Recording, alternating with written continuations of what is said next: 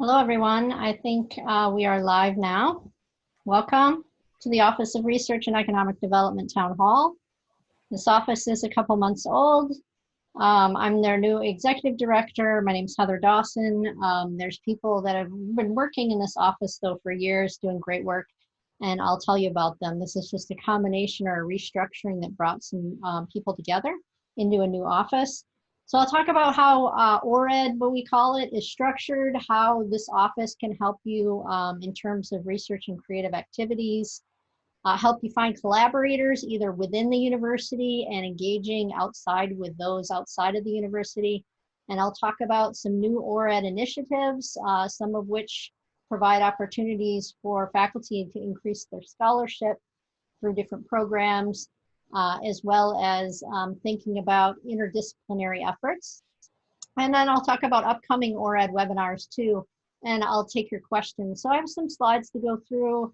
You know, my estimate is maybe that would take about a half an hour, maybe a little bit more. You know, I'm a faculty member, so I do know how to talk a little bit, but I'll try to make sure I leave plenty of room for your questions as we go, okay? So ORED is essentially bringing together the Office of Research, right, and the Office of Economic Development, which was formerly the University Outreach. And just because we don't have outreach in our name anymore doesn't mean we're not doing outreach, and I'll talk about that as well, okay? And then we have folks that have transferred from university advancement to lead a business engagement unit. So the chancellor sort of brought this office together because there's three basic ways a university can obtain support. One would be tuition, of course. One would be state appropriations. And we know both of those tend to be declining at this point. So how do we go out and we get support from outside the university for our scholarship, for our pedagogy? Well, ORED, we're trying to look at ORED as that third area where we can bring in support from businesses, we can bring in support from foundations and agencies to help faculty do scholarship, and as well as do educational research. So we're looking at ORED as that one-stop shop where we're sort of that place that outside entities can come if they want to engage with the university, right? And a place for you people to come from within the university to find support, to engage with others, increase your research and creative activity. So our ORED mission and objectives, right? To advance, promote the university's research mission, and we'll establish and nurture partnerships with external institutions, for example, businesses, right, outside the university, and develop links between the activities that we're doing in our office and educational programs. And I'll talk about an initiative that we have at the very end of this talk on how we are going to be doing that with one thing called MWIN. And provide support to promote. We have people in our office working on entrepreneurship, technology transfer, commercialization of inventions. We want to promote interdisciplinary efforts. We want to make sure that people have funding to engage with the community in their research, for example. And to communicate the value proposition of UM-Flint to our area, right? To make sure that the community and others see us as a valued asset. So this is our website. If you haven't been to it, you can see that there are places for faculty to go to find out information that's specific to them. There's places for students, for community, for businesses. The Office of Research is directed by Ken Sylvester. Erin Kingsley and Joanne DeVore do grants award management. Andre Lewis, who a lot of you may know, is the undergraduate research program manager. We have a person in Office of Research that is a compliance specialist if you do human subjects research.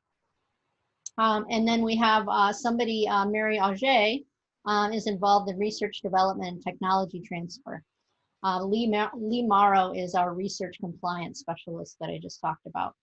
So then we have our Office of Economic Development here. That's directed by Paula Nass. And then within we have our new business engagement unit directed by Sarah Barton. And then Angelina Wittenkeller also works with businesses to help employ our students. And then David Moreau directs the EDA University Center.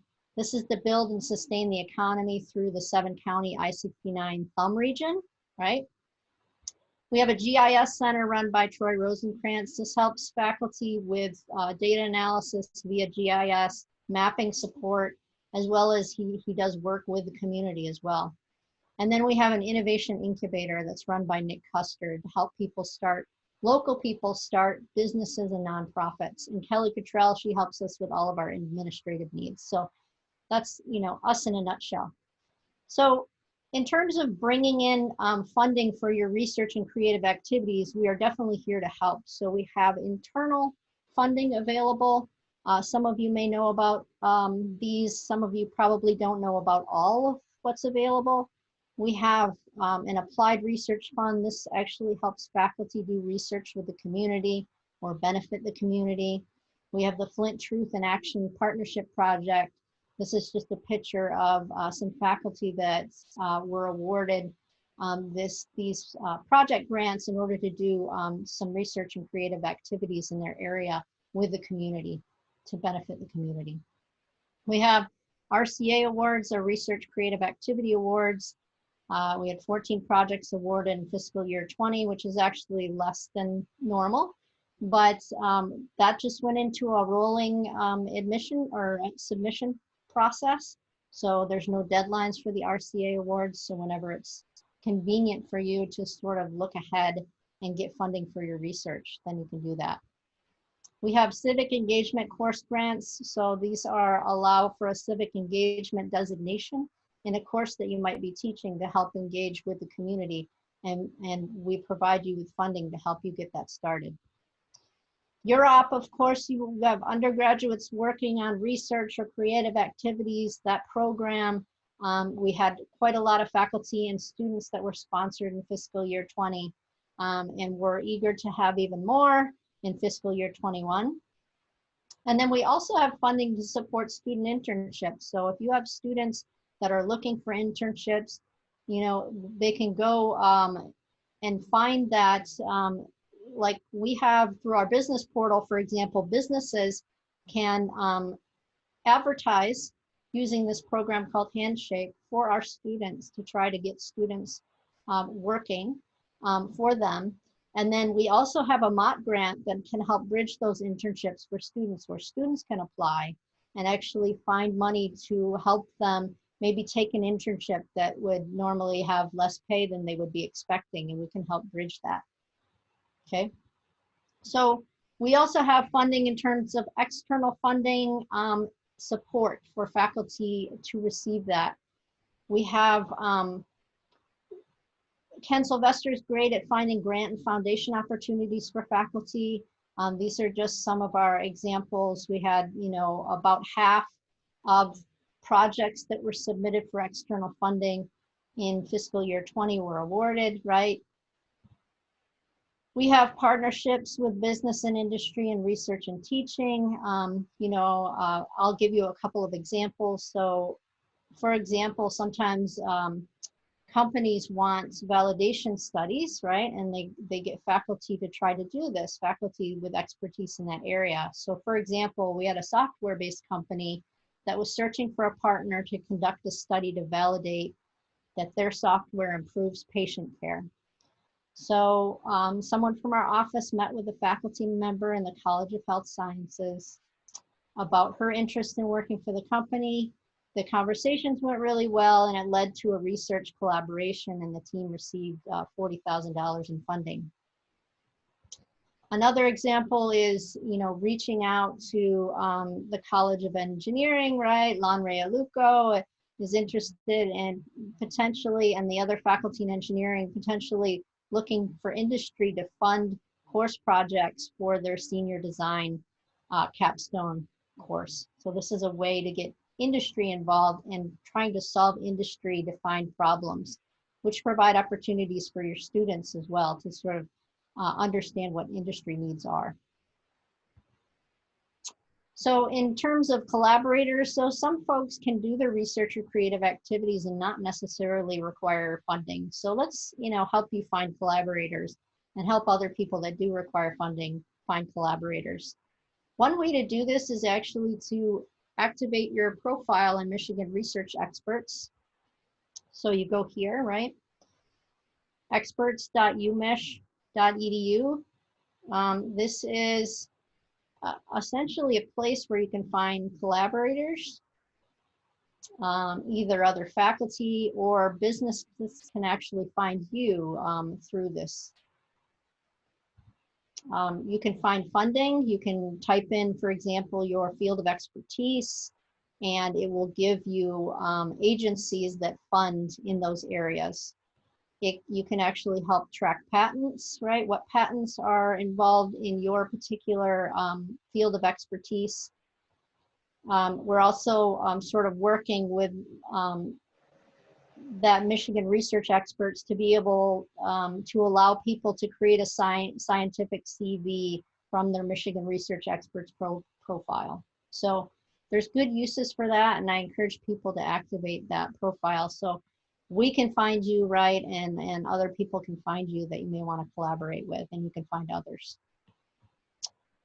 So, you know, we encourage you to contact ORED to find collaborators. So an example here where collaborators were found for a faculty that had an idea. So ORED staff with expertise in technology transfer met with a faculty member that had an idea to fill a healthcare need.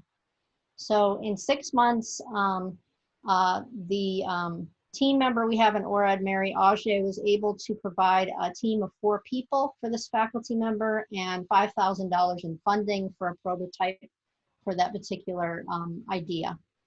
So they've sent in an invention disclosure to technology transfer. They've defined designed prototype, right, and should be filling a patent application in the fall of 2020.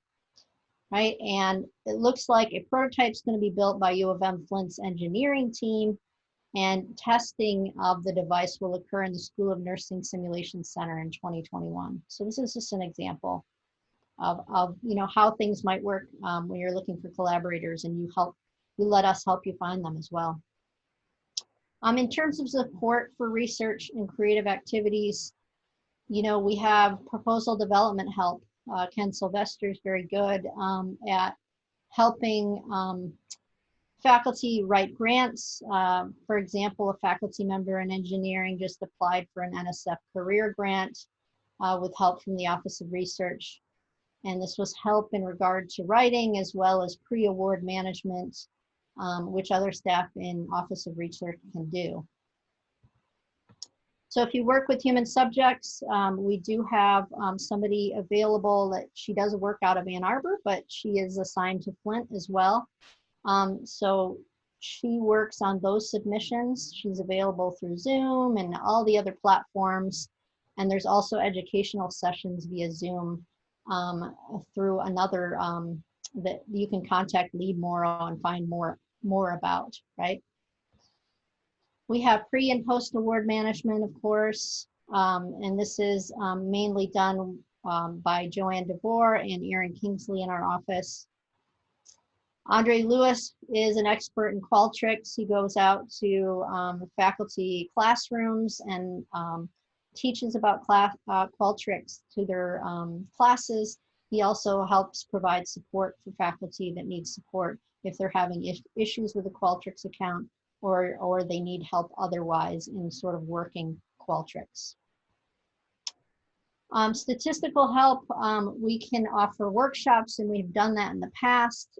We can offer statistical help when you're developing a proposal, right? So this might be actually very, very helpful depending on what field you're in. If you need help mapping your projects, we have GIS help, where our GIS Center helps several partners in the community as well as faculty. You know, one way to do this is to get GIS help added to your budget when you're applying for research funding, right, to make sure that that can occur, and it can occur within our office. And then providing space for collaboration. So at least right now, we're all sort of in our own homes, right? But when space, we're actually using outside space, there is the potential for that. And that would be Nick Custer in our office with the Innovation Incubator that can at least talk to people about what space that they might need for collaboration, as well as any innovative ideas that they might have. Okay, so now I'm just going to talk about new ORED initiatives. So I basically have about one slide for each of these. So I'm going to go through each one of them, and some of them have really good opportunities for faculty to be able to increase their scholarship as well as their interdisciplinary work. So we have a new business engagement center. So our new business engagement center, we also have technology transfer experts, and we have them reach out to interested faculty to do all kinds of things. So either to conduct industry sponsored research, you know, so we've contacted people within CSEP, for example, to conduct research for companies, right, for validation studies, for software design kind of things, for all kinds of different other aspects as well that I'm not even mentioning. I had mentioned before allowing businesses or industry to sponsor course projects. So this is relevant in certain disciplines for sure. And if you have an idea, right? If you have an idea for an invention, right? We have the staff in order to be able to help you commercialize that idea, right? Whether it's that technology gets transferred, right? The commercialization of that invention into some kind of prototype, applying for patents, right? We can get you along that road, and we work very closely with Ann Arbor's office at U of M, of course, in their technology transfer office. And then there's also the opportunity for faculty to teach training courses for industry partners. So I'll talk a little bit about later about our cybersecurity training hub that'll launch. Our plan is for it to launch in October, okay? And we, not only when we go out to businesses and we talk about support, right, in different areas and what the university can offer businesses, but also we talk about our student talent and how we can connect businesses with our students, right? So internships and career fairs. And so right now we have over 135 employers that are interacting with students in different ways, right? And so this is really important, and obviously we want our students to be able to have not only a degree in hand, but at least a path for them when they get out of school, and allow them to get experience while they're in school, which will really help boost their CVs, their resumes when they get out of school, and may help them with that employment. Okay. So we have a couple changes to our RCA awards, and I kind of mentioned that earlier. So RCA is going to use a rolling submission process. So, you know, right now there's no deadlines, but our applications, instead of being reviewed by a university committee, we used to have a research and creative activities committee on campus. And we know the bylaws have changed and those committees have dissolved in some cases, right? So we're gonna actually have them reviewed by subject matter experts. So we will talk with the U of M Office of Research, for example, U of M Dearborn. We'll look other places for subject matter experts.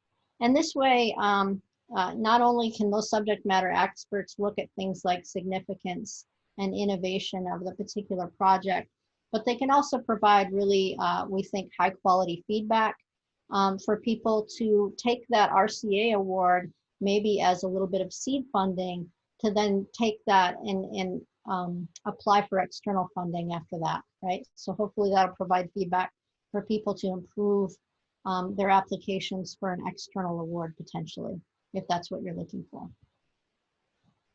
Okay, academies, we're really excited about this particular initiative.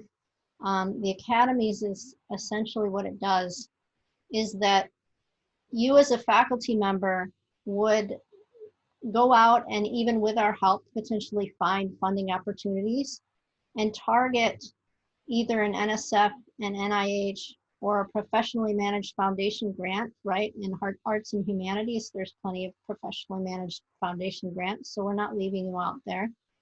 Okay, so faculty that have found this and with a deadline, a sponsor deadline of at least about 4 months out, can apply. And we're taking 3 cycles of applications per year. So we'll have a cycle this fall. In fact, we plan to announce that by next week, and having you be able to apply by next week. And then we'll have one in the winter, and then we'll have one in the summer, okay? And the chosen faculty would be provided a course buyout, because we know that really it's the lack of proposal development time is the significant factor impeding faculty from seeking large external grants. And so this course buyout is in an effort to try to give you that time to help develop a proposal, right? And also give you a structured program. So we'll provide you with proposal writing help, and we can do feedback from mock study sections. We can give you statistical help, graphical design assistance, with the idea that you would participate in these writing workshops, and these writing workshops would help you complete your grant sections on schedule to meet sponsor deadline. So we know that these foundations and these agencies require multiple sections, right, to be written to get that external grant to describe your research. And so we would have each grant section have a deadline, and we would help you try to achieve that deadline with help with proposal writing, etc. And hopefully having the time off of teaching to focus on your scholarship can help. And we know that, you know, scholarship can help inform teaching, right? As well as help you with student mentoring. So this is something that we're really excited about. You should see the announcement next week, which will also have the application details. And you can contact our office as well about this anytime, okay? So another thing that we're announcing today is our research and creative activity work groups.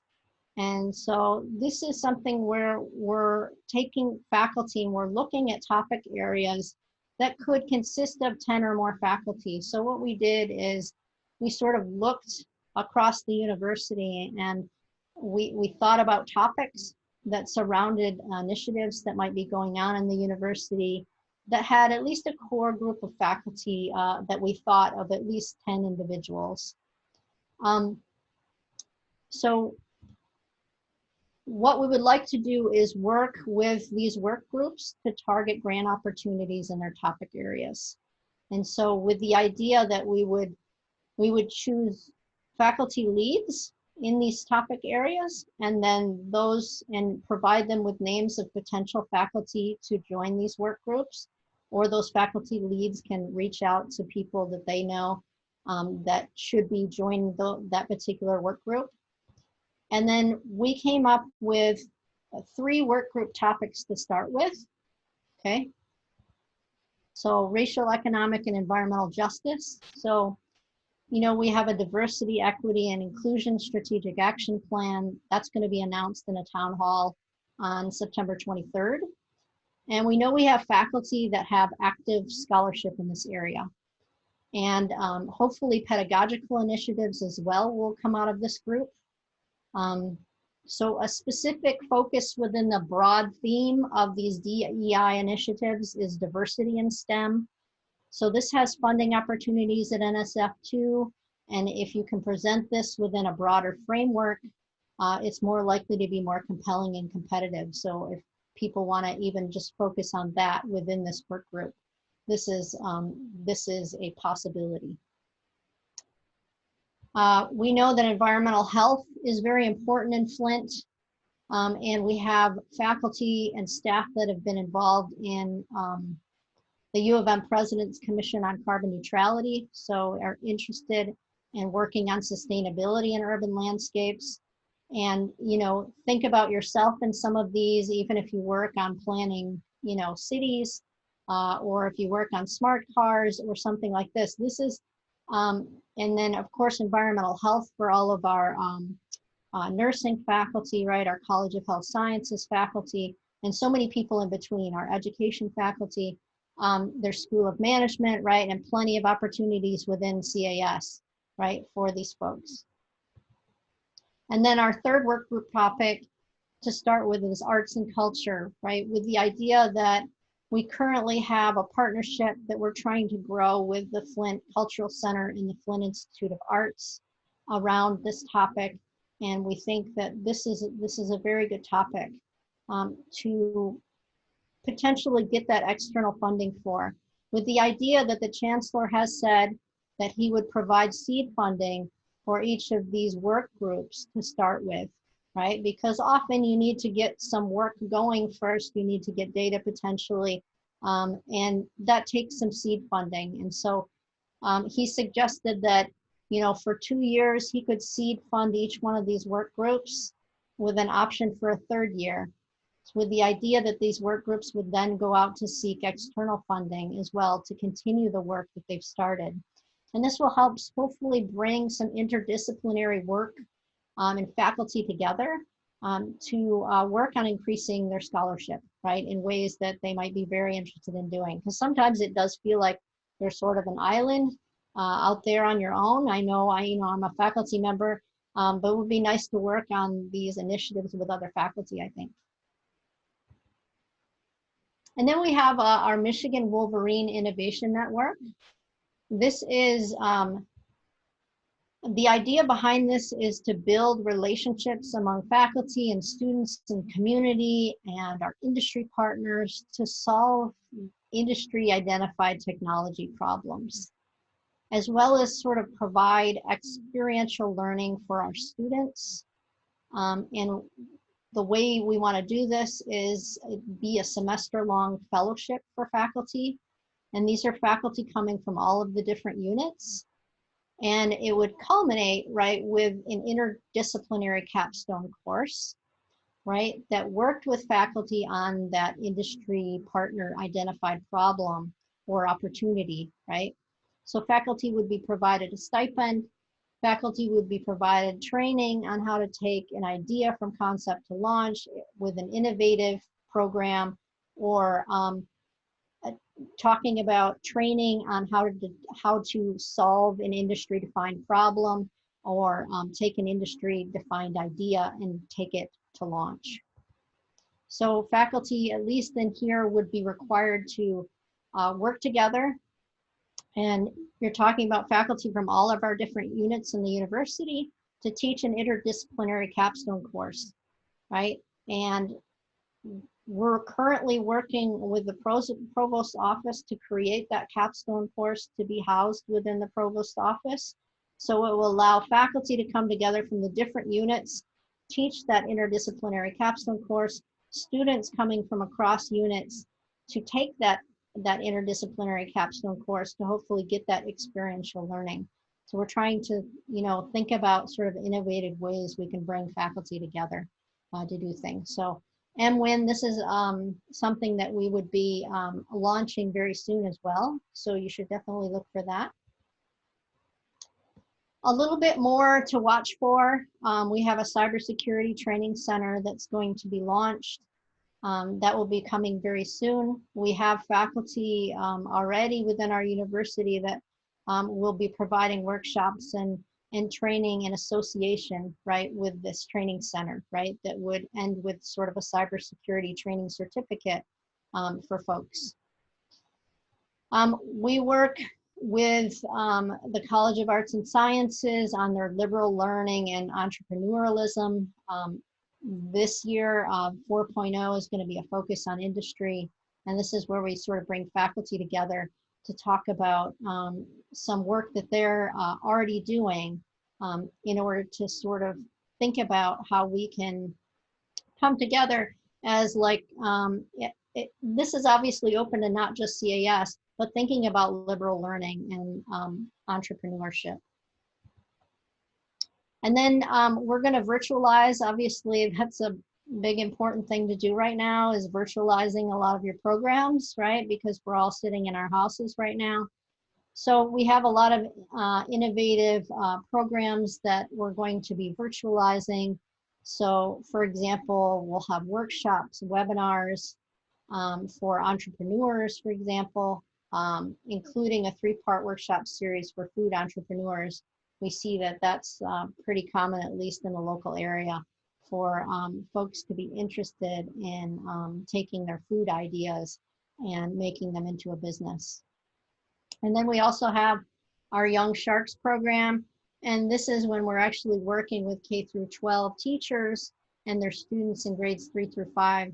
So an idea to, like, you know, hey, if you're an entrepreneur, obviously when they're grades 3 to 5, maybe they want to be an entrepreneur someday. This actually helps give them some of that training to think about how they can, like, take an idea and make a business out of it. And then some more to watch for is we have some upcoming webinars.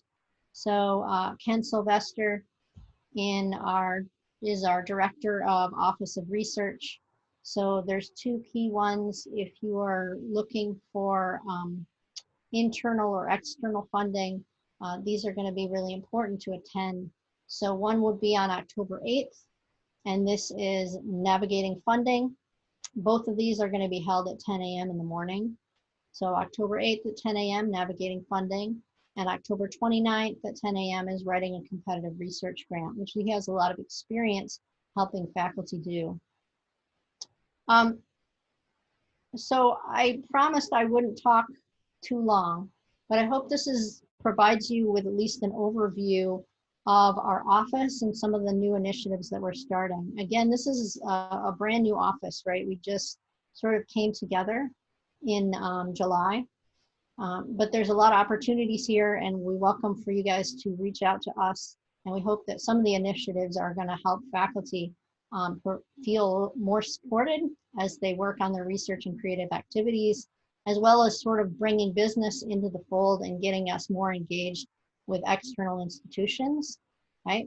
So I'm going to open it up right now for questions. I think a half an hour of just watching me talk is fine. You know, my students have to do it all the time. So I'm going to stop sharing right now, and I can always start again if somebody wants me to go back to a particular slide. So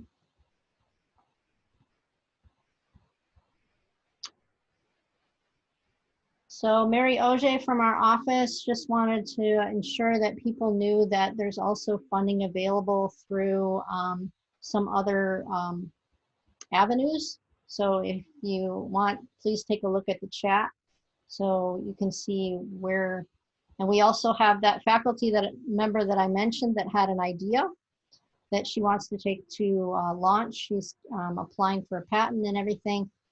They're looking at getting one of these types of grants right now with some cost share from the Office of Research. Okay, so, oh, Jennifer, she's doing it awesome and right. She really raised her hand. So if we've got tons of questions, yep, the raise the hand feature is awesome. So Jennifer, do you want to unmute yourself and just ask your question? Yes, hi, thank you. So I just am a little bit confused on the timeline for the academies. Yeah. You mentioned that there'll be 3 cycles a year and that you sort of apply if you're 4 months out from a grant deadline. I think that's what you said? Yeah, well, I mean, the hope is how does that work with a course release and actually an academy? No, I know, because like if you applied in the fall, ideally what you would want is your course release to occur in the winter semester, right? With like your deadline, your sponsor deadline being sometime at the end of winter semester or into the summer, right? The 4-month period is really so faculty would have the time to actually go through that whole proposal development process. So we feel like that's likely going to happen over a semester period, either that being winter, spring, summer, or fall. I mean, does that make more sense? A lot of these agencies and foundations have these deadlines that are the same every year. So even if you miss one, like, you know, you can actually push it out to the following year. to potentially apply. And obviously some people are going to be able to get course buyouts in the fall, but not in the winter. So they have to like balance that issue as well. We can also offer people spring, summer stipends if for some reason they can't get out of course buyouts and they want to dedicate that to research. That can be part of the academy. I mean, does that help? Okay.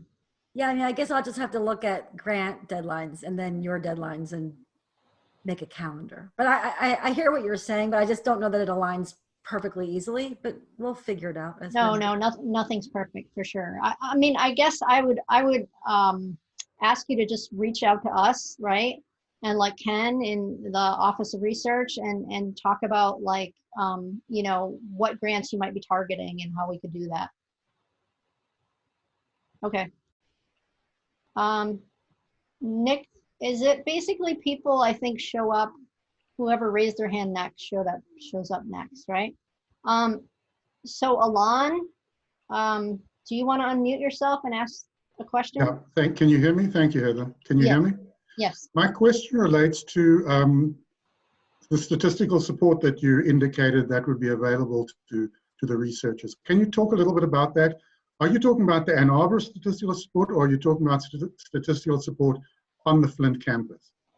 Well, we do have some statistical support through the Ann Arbor office. But also in the past, I know Ken might want to jump in and answer this question too. I know in the past he's actually had faculty provide a statistical workshop. So Ken, I know you're on. Can you talk a little bit more about this since you're the one that have done this in the past? Yeah, I think Alon, you may have attended the workshop on small group studies last fall in October. Is that correct? I actually was not at that one, but I heard it was very successful. Okay. The one who from social work, I forget her name, she presented? Julie Ma. That's right. Yeah, I heard it was very good. Yeah. You know, I think over the last couple of years, the kinds of inquiries I've heard related to those kinds of small group studies where people were concerned about getting enough statistical power from a relatively small sample of people in their studies. So that oftentimes that's the issue that comes up. So that's what that workshop was designed to do. People can reach out, and we do have a budget in the Office of Research to cover statistical consulting at CSCAR, right? So that's the unit in Ann Arbor. It's typically staffed by graduate students, and the supervisor is a full professor of statistics, Kirby Shedden, and it's run by the Office of Research in Ann Arbor. If you have just a simple question, the first hour of consultation with them is free. And then if you've got larger needs and you need to set up a consultation contract, then that's when the Office of Research can step in and help pay for those costs. Does that answer your question, Alon? Yeah, thank you. Thanks, Ken. I appreciate that. Annie Whitlock, did you want to just unmute yourself and ask? Okay. Yeah, so I know that you're now the economic development is part of your title, and I'm seeing a lot of great things that you all are doing related to business and industry and innovation in the private sector. And I'm wondering like what plans you have for those of us that work with undergraduate, graduate students that teach in the public sector. So being from education, of course, I'm biased to thinking about education research and K-12 partnerships. But I would think that would apply to a lot of units on our campus, social workers that work in public hospitals and nurses, and even sociology and criminal justice as well, thinking of Jen's department. I just didn't see a lot of attention to grant opportunities, community connections in the public sector. Yeah, and I think, it's probably just because I didn't spend too much time on it. It's not that it doesn't, exist, right? Because university outreach just became the Office of Economic Development. And I think, Paula, if you're here, I'd like you to potentially speak to this. And I also want to say that there's interest by the chancellor not to necessarily just go for very research-based funding, but also to fund pedagogy in those areas to start with on those work group topics, right? So if there's faculty that are involved in those work groups, right? Seed funding to get pedagogical grants, for example. But I'll let Paula open up her mic and talk a little bit more, if that's okay. Sure. Thank you. Annie, we haven't met, but I have been wanting to talk with you because we've kind of connected around the Young Sharks program, the entrepreneurship program for 3rd through 5th grade students. So I know that's also your area of expertise. So definitely we all need to connect with you because we're expanding that now to middle school. And, you know, ideally we could think about doing that for high school too. So that's an easy win. Yeah, for us, fantastic. but back to M-Win, I mean, really what we're trying to do with M-Win, originally when we envisioned it, we had applied for a large EDA grant to receive funding for that.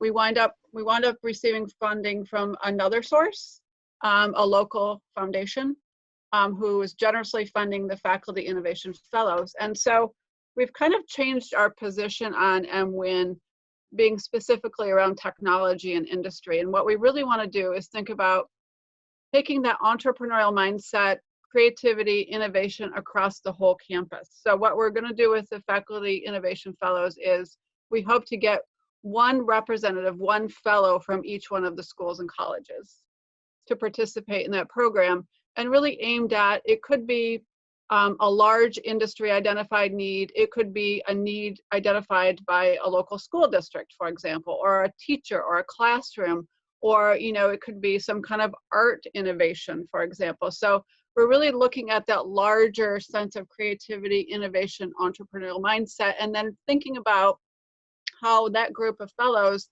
can design that interdisciplinary capstone course.